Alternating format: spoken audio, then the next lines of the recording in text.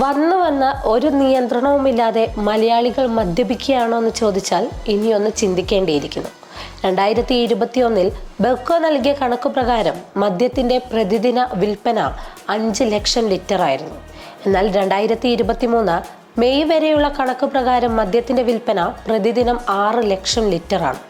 അതായത് 2 വർഷത്തിനുള്ളിൽ മലയാളികൾ പ്രതിദിനം ഉപയോഗിക്കുന്ന മദ്യത്തിൽ 1 ലക്ഷം ലിറ്ററിൻ്റെ വർധനവാണ് ഉണ്ടായിരിക്കുന്നത്.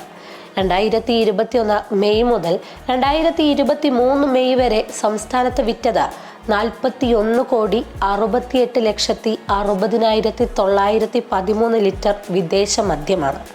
അതായത് ശരാശരി 6 ലക്ഷത്തോളം ലിറ്റർ മദ്യം ദിവസവും വിൽക്കുന്നു. ഇക്കാലയളവിൽ 16,67,26,621 ലിറ്റർ ബിയറും വൈനും വിറ്റുപോയിട്ടുണ്ട്.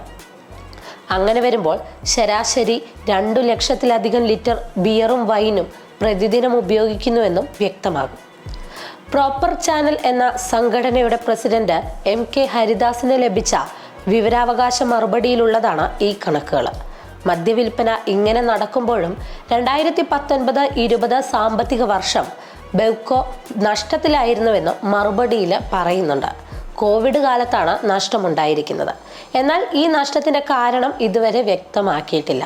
അതേസമയം 2021 മെയ് മുതൽ 2023 മെയ് വരെയുള്ള കാലയളവിൽ മദ്യവിൽപ്പനയിലൂടെ 31,911.77 കോടി രൂപയാണ് ലഭിച്ചത്.